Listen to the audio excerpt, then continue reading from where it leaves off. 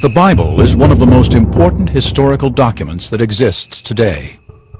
Within its pages are a multitude of ancient facts and scholarly details, intriguing references to ancient technologies and phenomena, many of which are dismissed as exaggeration or believed to be impossible. But think again. Re-examination of the text may unlock the secrets to some of these mysteries.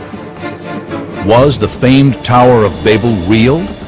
And could the Israelites have built it taller than anything on earth today? Could David have killed Goliath in precisely the way the Bible describes? Did the ancients discover a miracle technique that created fire from water? And could the Ark of the Covenant really have flown using a super science so mysterious it is only today being rediscovered? By recreating supernatural phenomena, using the latest technology, and by decoding the words of the Bible itself, the forgotten technologies of the Holy Land are re-examined. Ancient discoveries are investigating the lost science of the Bible.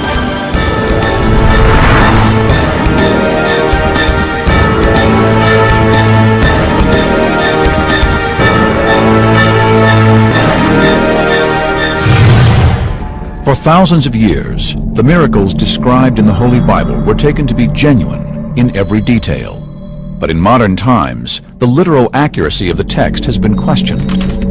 Many believe that the stories are symbolic. The meanings are enshrined in truth, but the details are sometimes exaggerated or embellished. But maybe the words of the Scriptures are more accurate than some now believe. Our ancestors had a surprisingly advanced understanding of science and the world around them. Ancient discoveries will use this knowledge not to prove or disprove the text, but to discover whether the fantastical details of the Bible are scientifically possible. It's a journey that begins literally at the height of ancient architecture. It was believed to be the largest building ever erected, a tower so high it may have reached heaven itself. But the people who built it defied God. God saw what was happening. This was an evil plan. It was not going to benefit society in the long run. So according to Scripture, God intervened. People started to speak different languages. They started to argue with each other.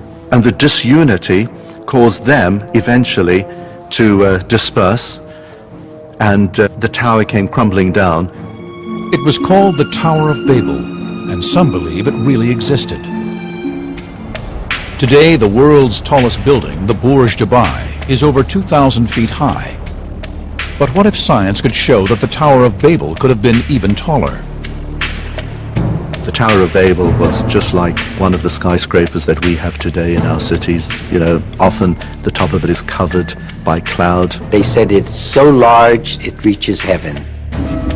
Come, let us build ourselves a city with a tower that reaches to the heavens. Modern historians and archaeologists believe this story to be an exaggeration. But what if science could prove that the ancients really did have the technology to build such huge constructions? The key is to test ancient materials and architectural techniques to show their limit. Using information directly from the pages of the Bible itself, researchers will use modern science to calculate how high the ancient engineers really could have built.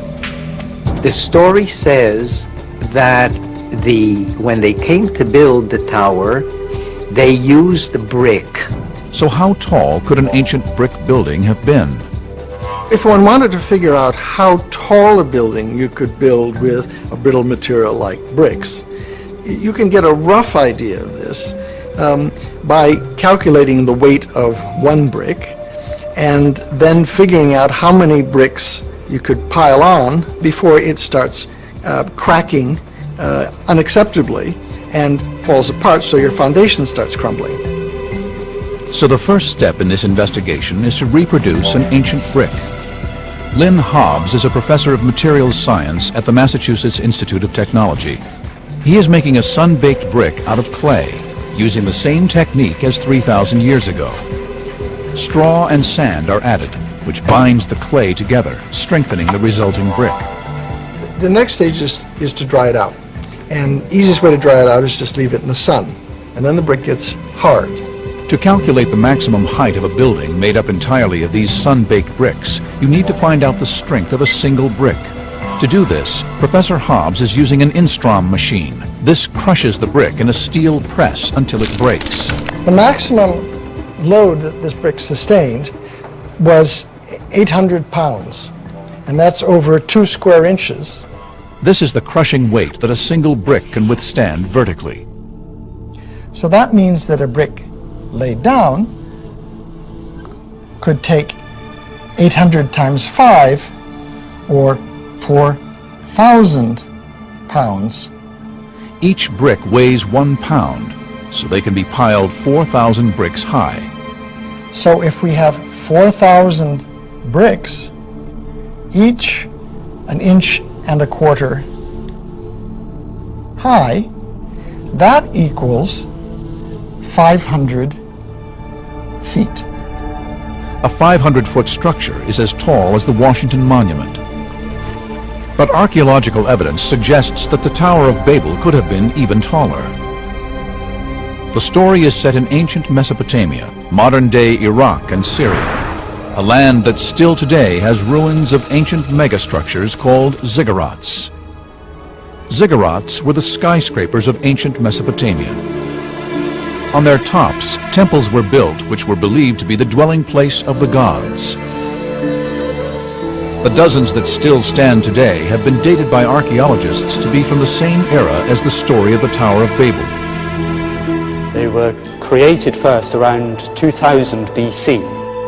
The ziggurats still stand today because of their very strong pyramidal structure.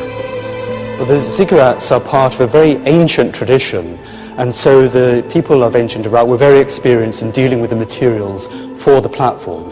They understood that the increasing weight of these platforms needed spreading of the load. Buildings with a wide base, like the Great Pyramids at Giza, spread the load better than straight towers. This makes them more stable and therefore able to be built taller. A pyramid could be built 3 times higher than the tower.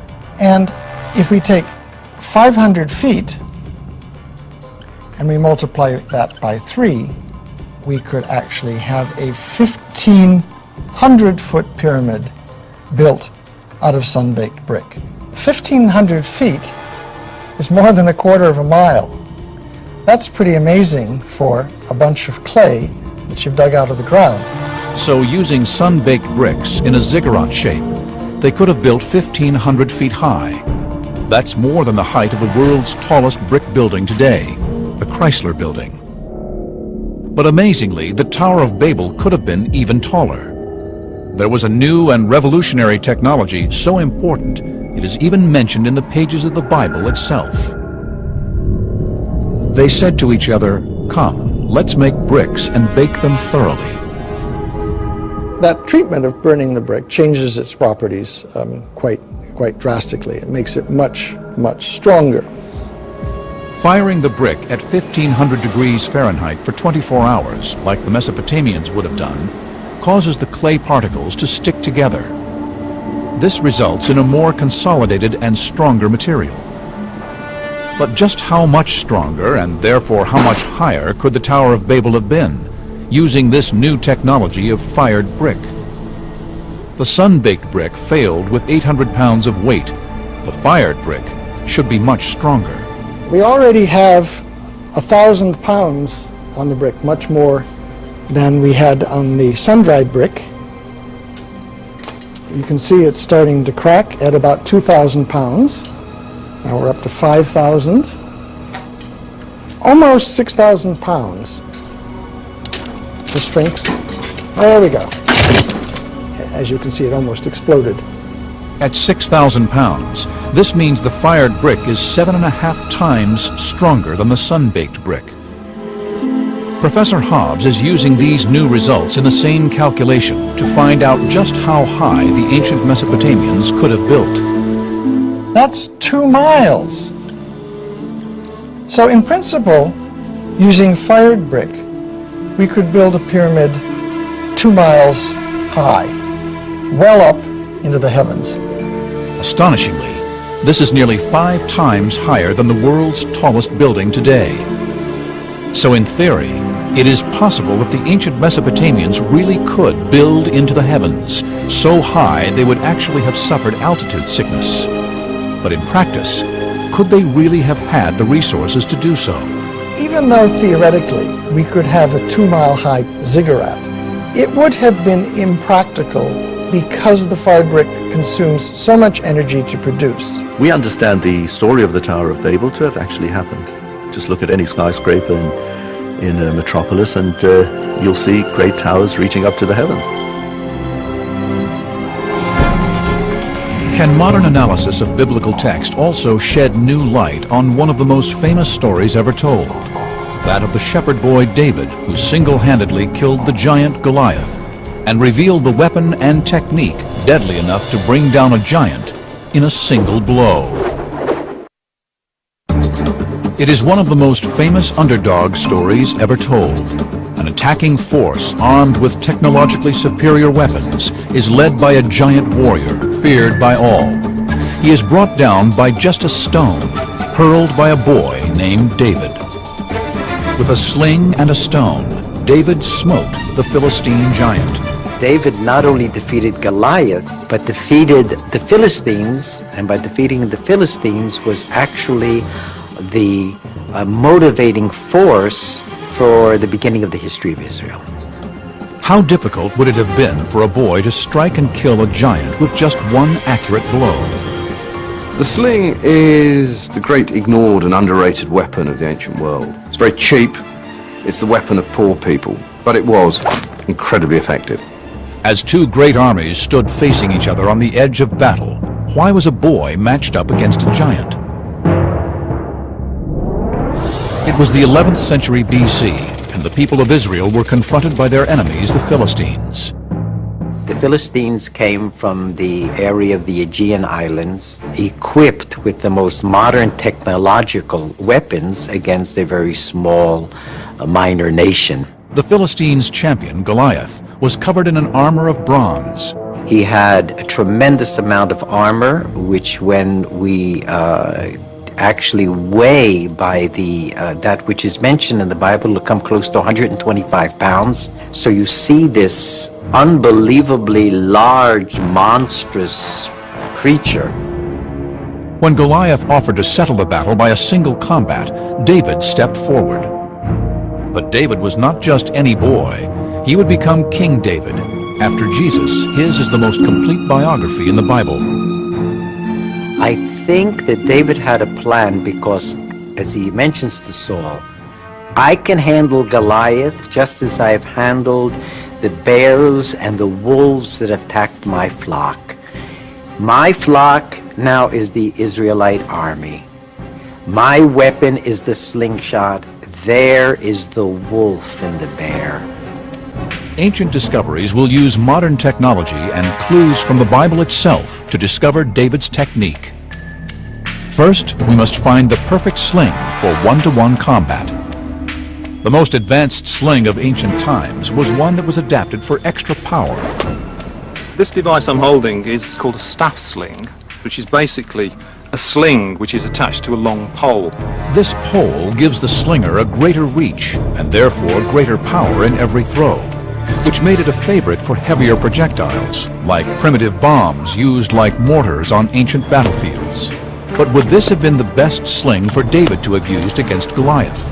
I think the idea that David could have used a staff sling is fairly unlikely. This isn't a particularly accurate weapon. The way I like to think of this is that the highly trained hand sling throwers were more like a modern day sniper in that they were highly skilled, highly trained, and they could send a very small projectile with amazing accuracy. So David needed a hand sling. The kind of slings that are used in the Near East throughout the late Bronze Age are made pretty much like this. It's braided out of hemp. This is the sort of projectile that was used in Judea, in Israel. You're looking for a very specific size and shape. A nice smooth oval shape. This improves the aerodynamic nature of the projectile, maximizing accuracy. You need a certain amount of weight to get the projectile to stay in the pouch of the sling. happily. If it's too light, it will just fall out as you swing the sling back. If it's too heavy, it won't go as fast when you shoot it. So between those parameters is the ideal sling stone. He chose 5 smooth stones from the stream, and with his sling in his hand, approached the Philistine. Now we have a sling and a stone like the one David himself would have held. We can test this weapon's capabilities. Luis Pons Livermore is the slinging champion of the Balearic Islands, home for millennia to the world's greatest slingers. The Balearic Islands get this reputation of being the best slingers in the ancient world. They get an inherited expertise in using the sling. Luis has traveled to the Holy Land to test the destructive power of a replica Iron Age woolen sling and stone. He is investigating the exact technique David himself would have used to bring down Goliath. The sling is like an extension of the arm. It has 3 sections.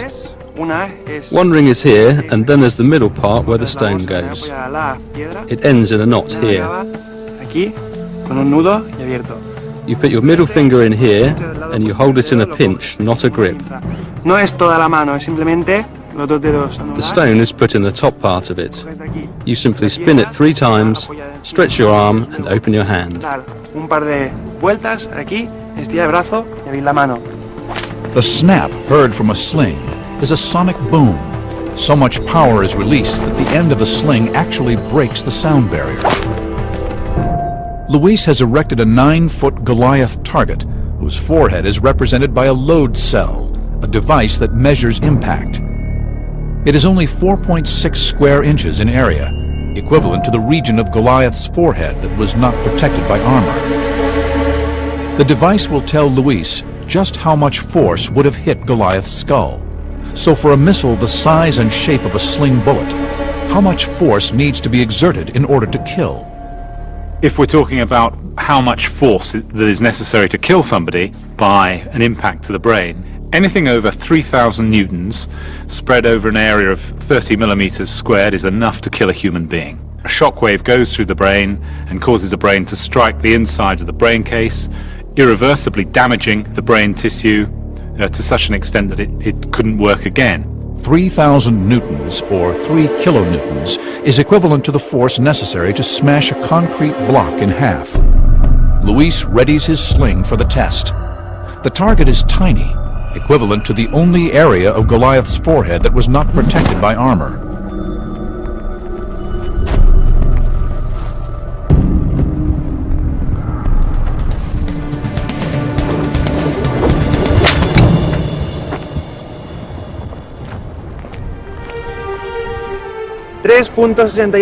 .62 kilonewtons. That's sufficient to eliminate Goliath with a sling and a stone. Goliath is now dead. He slung it and struck the Philistine on the forehead. The stone sank into his forehead and he fell face down on the ground. But to have achieved this must have taken extraordinary skill and nerve. Even Luis, the world's foremost champion slinger today, has found it exceptionally difficult to obtain power and accuracy at the same time. To be able to take out an armoured man with one sling stone is a lucky or an incredibly skillful shot, even for a very skilled slinger. He must have been endowed with some tremendous skill, ability, and capability that came to fore at the time of a crisis. And the fact that he was able to face a crisis successfully is one of the basic requirements for ultimate kingship. Ancient discoveries have revealed that it is possible for a mere boy to sling a stone so accurately that he could kill a distant target. But to do this, David would have been more skilled than the average shepherd boy in the arts of a warrior, or very lucky, or, as the Bible suggests, truly blessed. Throughout the reign of King David, and still to this day, man has attempted to control fire. Could ancient documents reveal that the people of biblical times had a miraculous technique, a way to create fire as if from nowhere? One of the Bible's most mysterious wonders is the story of an altar of stone and wood described in 1 Kings. The altar burst into a fiery inferno, but amazingly no spark was used to ignite it. The flame appeared to spring from nothing. Analysis of accounts by some of the greatest historians of the ancient world could shed new light on this biblical puzzle. They describe a mysterious man-made chemical that would burst into flame without the need for sparks or embers. It was called automatic fire. Automatic fire, as it sounds, is fire that seems to spontaneously ignite. I think of a lot of this is mysterious, supernatural, that there are magical powers at work.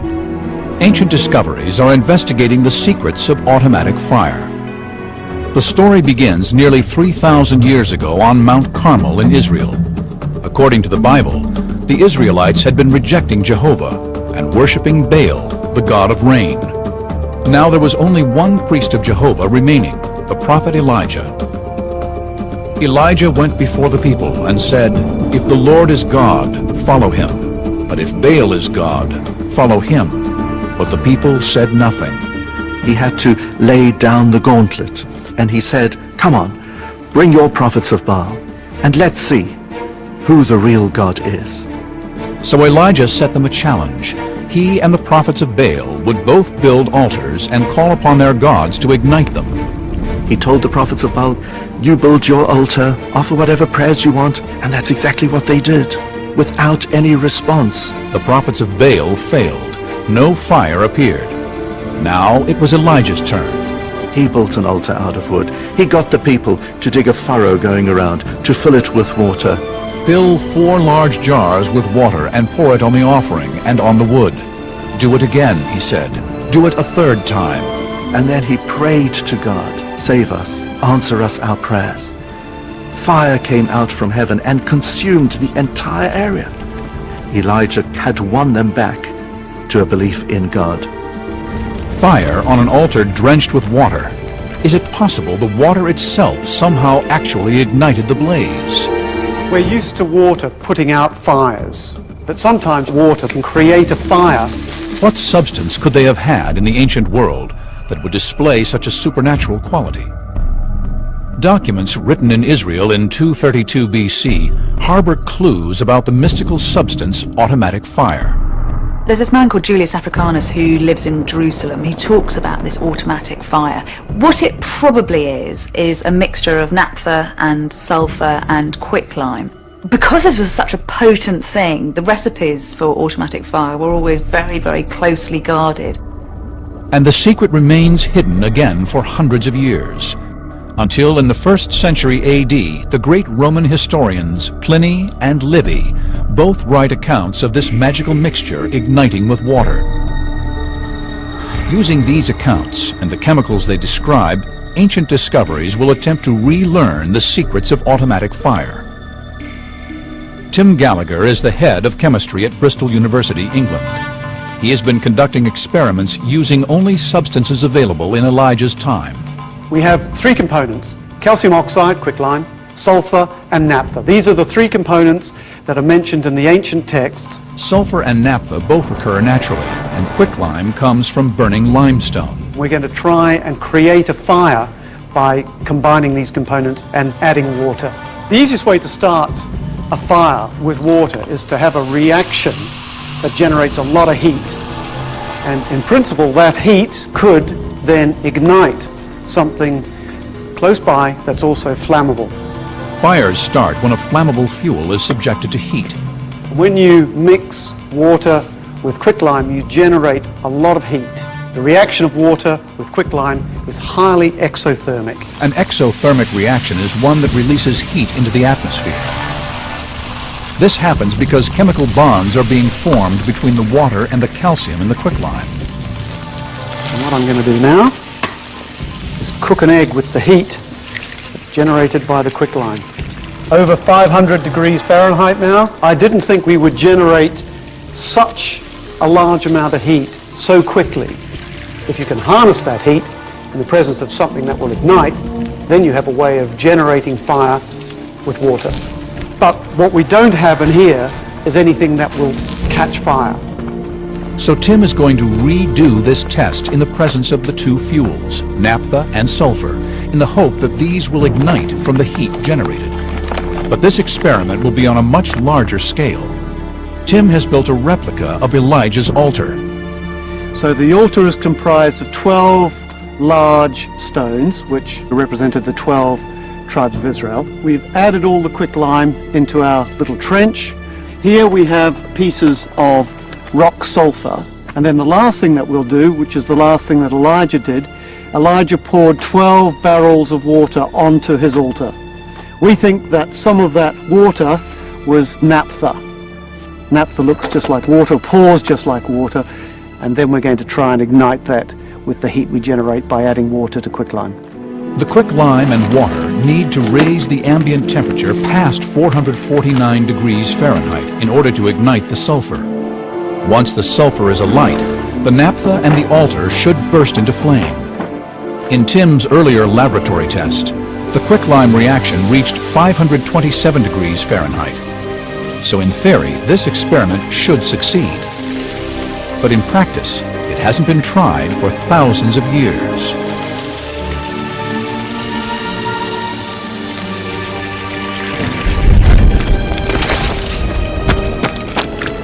It's catching, so it's igniting the naphtha. That will spread the fire, and you can see it now spreading through, and everything's coming from the quicklime end of the altar. So you can see now the fire is really beginning to build up. It doesn't prove that this is how Elijah created the fire. What it says is this is a possible way that you could have created the fire. The ancients knew about quicklime, they knew about the reaction between quicklime and water, they had naphtha available to them. So certainly this remains a possibility as a way that one could utilize that chemistry knowledge to create a fire using water. People thousands of years ago had an advanced understanding of substances and their reactions.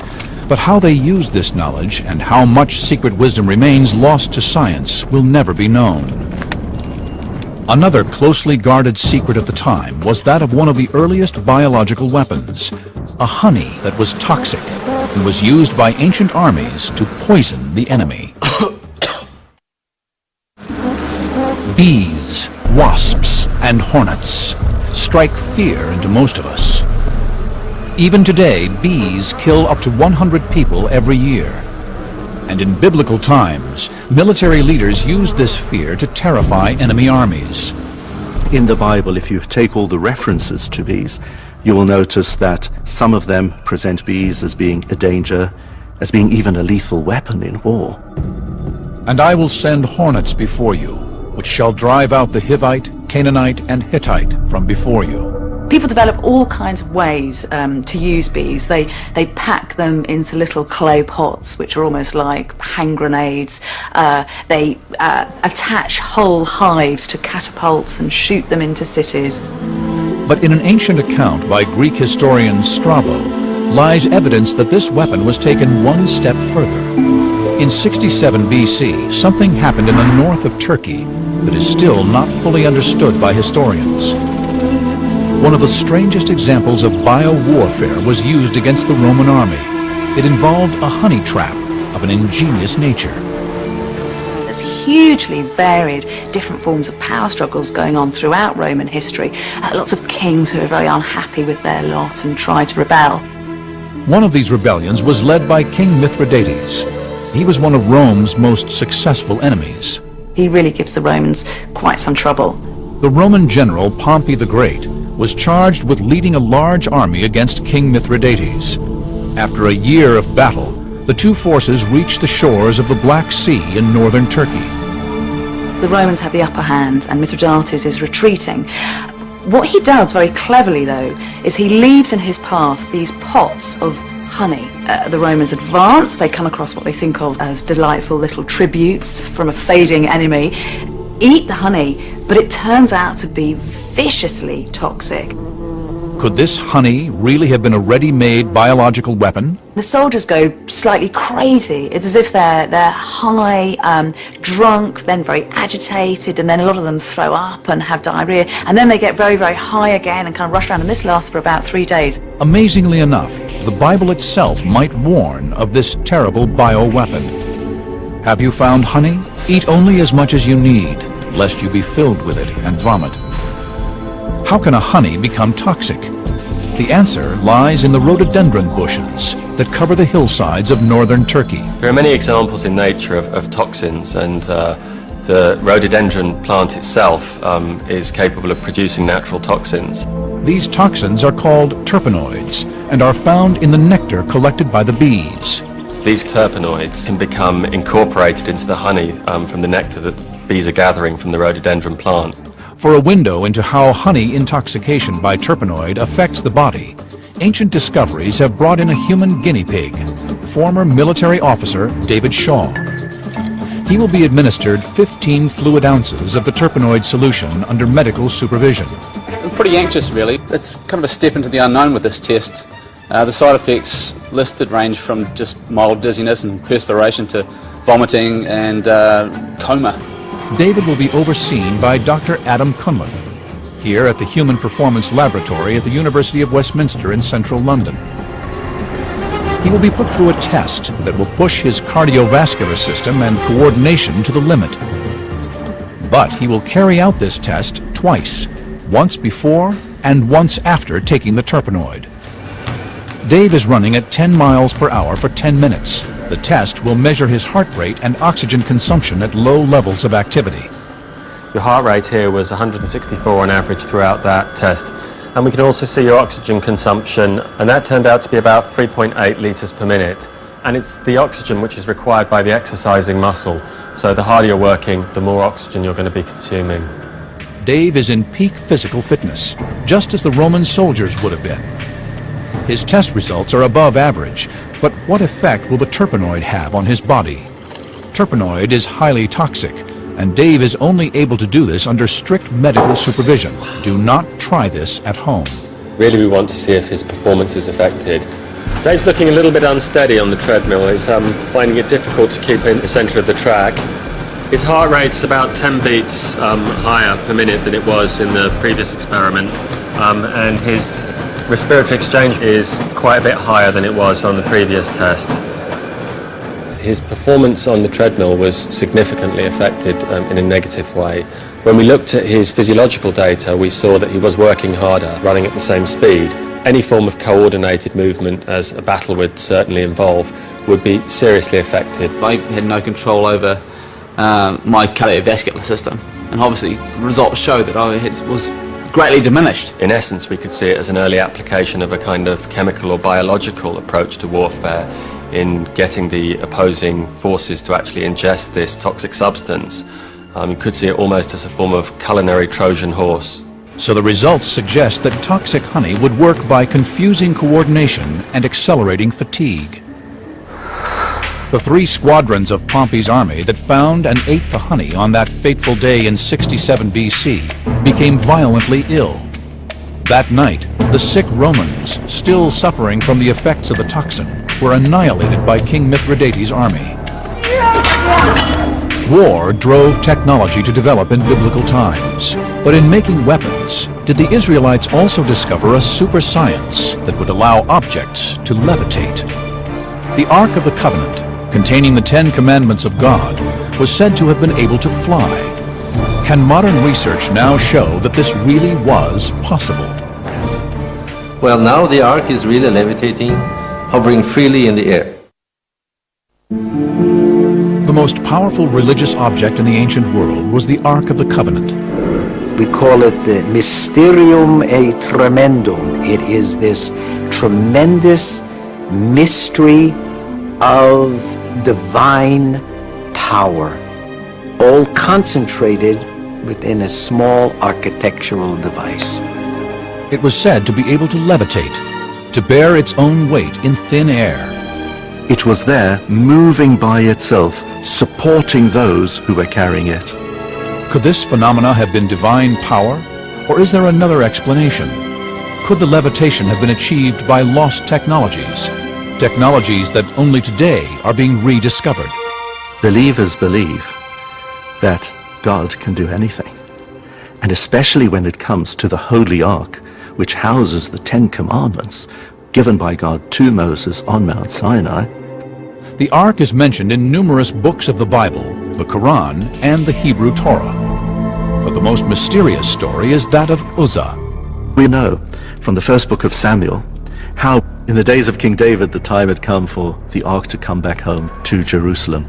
Oxen were pulling a wagon on which the ark was resting. Uzzah noticed that the oxen started to fall to the ground. He feared instinctively that the ark could fall, and so he put out his hand to steady the ark, and as soon as he did that, he dropped down dead. Why? Actually, the ark didn't need an Uzzah or anybody else to steady it. God said to him, Uzzah, it bears those that carry it. Can it not certainly bear itself? God was powering that ark forward. Yes, it was levitating through the air, with that power coming from God. But can science offer an alternative theory? Modern scientists have uncovered a set of substances with mystical properties. They're called superconductors and could explain the miracle of levitation. Superconductivity is one of the great frontiers in physics. Superconductor expert Professor Tom Johansen at the University of Oslo, Norway, is investigating the phenomenon of levitation by superconductor. I have a magnet here, and if this is in the vicinity of the superconductor, when I cool the superconductor, what is going to happen is that the superconductor recognizes that there's a magnetic field surrounding it, and it's going to react on that. These unique properties of a superconductor create an effect called stable levitation, but they only work under very specific conditions. There are many materials which are superconducting by itself. For instance, aluminum, lead, many elements are superconducting. So the materials used to make superconductors were common in the ancient world. But you have to cool them far down in order to get those properties. Substances will only superconduct past a critical temperature. To raise this critical temperature, metals are combined into alloys. I have here a piece of yttrium barium copper oxide, and this material has to be cooled below 91 Kelvin in order to get into the superconducting state. But this you can achieve very simply by pouring in liquid nitrogen. 91 Kelvin is equivalent to minus 296 degrees Fahrenheit. I can take the magnet and bring it closer, but if I now put my hand back, it will stay in the air. Magnetic levitation by superconductivity. But how can the magnet oppose the force of gravity? James Dean, a specialist in creating three-dimensional schematics, is using technology specifically designed for ancient discoveries to investigate. When a superconductor is cooled below its critical point, the way in which electricity flows within it changes. If we take this superconductor and we place it in the presence of a magnetic field, we can see that the field lines of the magnet are inducing a flow of electric charge within the superconductor. These currents form tornadoes of charge called vortices, with the magnetic field passing through their core. If we zoom in and take a closer look, you can see that the vortices of current that the magnetic field has induced are passing through any little tiny defects they can find in the superconductor. These defects pin the vortices and therefore the magnetic field in place. If we move the magnet, we're moving the magnetic field with it, which means that the vortices are being dragged away from their pinned locations. So they're resisting this movement, and if we push it and pull it, we can see that it's trying to pop back into place. In fact, we'll find that any force which tries to move the magnet, and thus the magnetic field, will be met by an opposing force, which tries to return it to the same location. And this is the key to stable levitation. The pinning of the magnetic field opposes the very force of gravity itself. So the magnet is locked in place because its magnetic field is locked in place, and it levitates above the superconductor. If the superconductor is moved, the levitating magnet will follow it, flying at the same height along a plane. So the magnet not only levitates, it can also be moved stably through the air. But could the ancient Israelites have mastered such a science more than 3,000 years ago? Quite often when we look at ancient technology, we're amazed at the craftsmanship and the skill that goes into the production of objects. This was an age of highly sophisticated metallurgy. War across the ancient Middle East was fueling the fires of advancement. Smelting processes were being improved to produce better alloys for weapons. While making these alloys, could the ancient Israelites have discovered this super science? If this were the case, it would not be the first lost technology puzzling historians. Quite recently we were looking at Bronze Age spearheads, and they're amazingly fine castings, and we were trying to find a modern foundry that could replicate these. They all had great problems in achieving anything near the quality that the ancient metalworkers could do. Was the Ark of the Covenant also levitated by a lost technology? Ancient discoveries will put this to the test. Tom has built a model of the Ark and will push stable levitation to its limits. To levitate this Ark is quite a challenge because it is a large object and it's heavy, and that I've never done before. At the bottom plate I have attached 4 very strong magnets which are going to interact with the superconductors that you are seeing here. And I have put the spacer in between, so I have a gap between the arc and the superconductor when I will cool them down.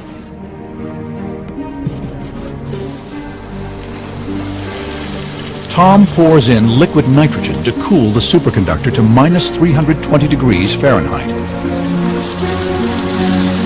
For the experiment to be successful, the 4 supporting blocks must be removed one by one until the Ark's weight is supported only by the superconductors.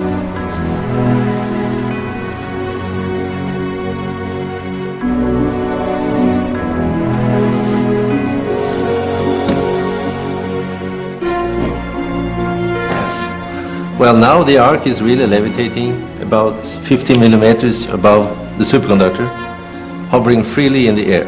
If I touch it and try to push it to the side, it will oscillate by 2 or 3 millimeters. If I really press my hand, I'm now pushing with a big force, and it's almost not moving down there. It could take much more weight. So superconductors can cause levitation. But could ancient man really have discovered this super science 3,000 years ago? The physics of magnetic levitation with superconductors is, of course, part of the laws of nature, and this has been like this forever. The discovery of superconductivity was totally accidental. It happens by accident even today. But there remains a mystery. How could ancient scientists have chilled the superconductors to temperatures hundreds of degrees below zero? It is possible they didn't need to. They could have discovered materials that superconduct at room temperature. There is no fundamental physical principle which prevents room temperature superconductivity. It could be that people have not found this material, but we cannot say today that it's impossible. God works in different ways, and sometimes you can have an extraordinary feat from heaven. Sometimes you have something which is within the laws of nature which takes place. Both come from God. The fact that the ark could move by itself is a testament to the greatness of God. It is not magic, but it's very fascinating physics. Modern science often helps to substantiate details and facts that are in the Bible. There are details within modern science which are incompatible with the biblical account of events, but often actually modern science can be an aid to strengthen our faith and to substantiate what's in the Bible. The mysteries of the Bible have intrigued scientists and historians for millennia, but the book also gives us clues. Clues to the ancient civilizations, cultures, and technologies of biblical times. Modern scholars have used this evidence to advance our knowledge of history, to show that ancient man had mastered chemistry, metallurgy, and even biological weaponry, and had the technology to build into the heavens. Today, the modern world uses technology to bring an ancient world to life and reveals the lost science of the Bible.